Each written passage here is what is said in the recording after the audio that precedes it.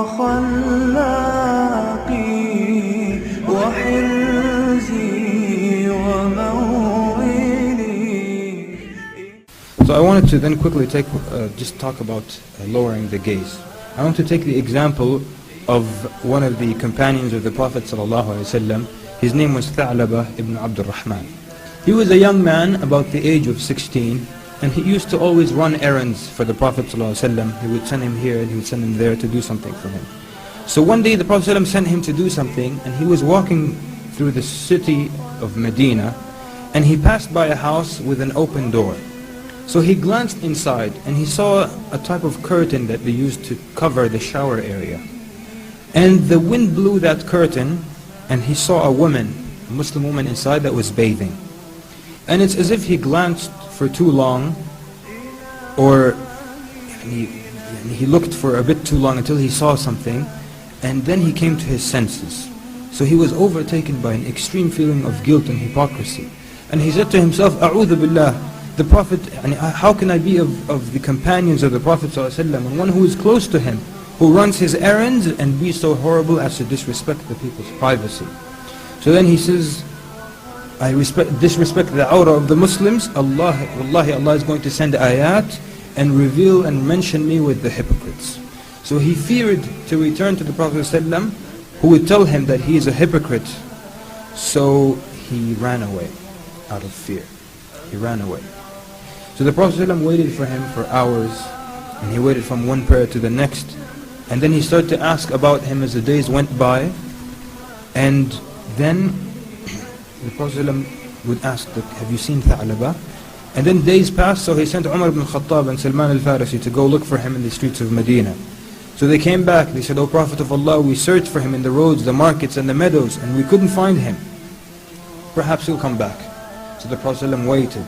And then after a while again he said, Ya Umar, Ya Salman, go and look for him in the outskirts of Medina.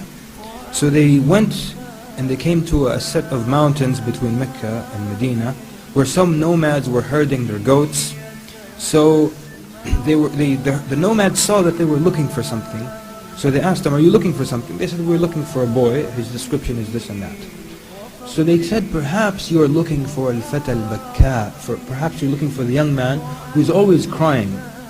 Umar says, I don't know about that, but we're looking for a boy who's this tall and this is his complexion, and he looks like this and that. So then, but what about this young boy you're talking about? And he says, on the other side of this mountain is a young man who for 40 days we hear nothing from him but crying and istighfar. So Umar asked, when does he come down? He said, they said he comes down when the sun sets. He comes to us, we give him a little bit of milk, so he drinks it while he's mixing his tears with it, meaning while he's drinking he's still crying, and then he goes up to the mountain again while he's crying. So then Umar says, how can we see him? He says, when the sun sets. So Umar hid, and Salman radiallahu anhu, they hid, and when the sun set, Tha'laba ibn Abdul Rahman radiallahu anhu came down, looking sad and dejected, his head lowered, the tears running down his face, and he has lost a lot of weight. So he came to the A'rab and they gave him some milk. So he takes it to bring it to his mouth, and he begins to cry so much that he couldn't drink. And then finally he drinks what he could, and he turns to go back to the mountain. So then Umar and Salman radiallahu anhuma came to him. And when he saw them, he was so scared. He says, what do you want from me? They said, the Prophet ﷺ wants you. He says, what does he want from me? He said, I don't know. He says, did Allah reveal ayat about me? He said, we don't know. Has Allah mentioned me with the hypocrites? He said, we don't know. He says, people, please do not embarrass me and leave me to die alone on the side of this mountain. So they said, wallahi, we won't leave you. So he struggled, but they took him back to Medina. And they took him to his home, and he was crying harder than ever. So then Umar went and told the Prophet ﷺ, we found Tha'laba ibn Abdul Rahman. He said, where did you find him? He said, we found him on the side of a mountain. And he's at home now, you can visit him if you like. So the Prophet ﷺ went and entered upon him. And when he saw the Prophet ﷺ, he was so scared and he screamed out, Ya Rasulullah, Anzal Allahu fiyya ayat. Has Allah revealed ayat about me? The Prophet ﷺ said, Kalla. He said, no. Has Allah mentioned me with the hypocrites? The Prophet ﷺ said, no. So then he cried, and he increased in crying, and the Prophet ﷺ sat near him, and he took his head and he put it on his blessed thigh, sallallahu alaihi wasallam. So then Tha'laba cried and he said, O Prophet of Allah, remove a head that is full of sins and transgression from your thigh. I am lesser and not deserving. And the Prophet ﷺ said, no.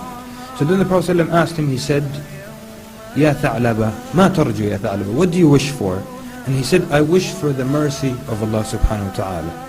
And he asked him, then what are you afraid of? He says, I am afraid of the punishment of Allah.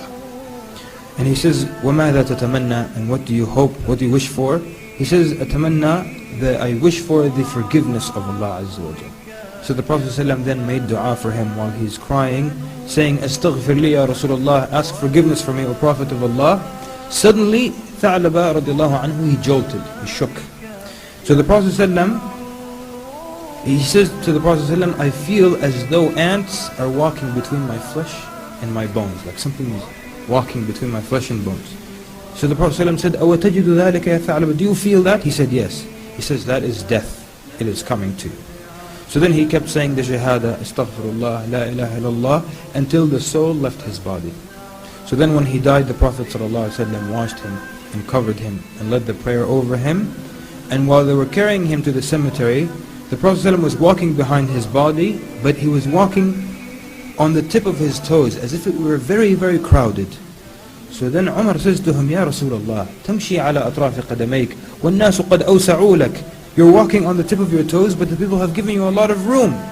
So he says, Ya Umar, ويحك ya Umar, may Allah have mercy on you, Umar. Wallahi, I do not find a place to put my foot because of how the angels are crowding me over him.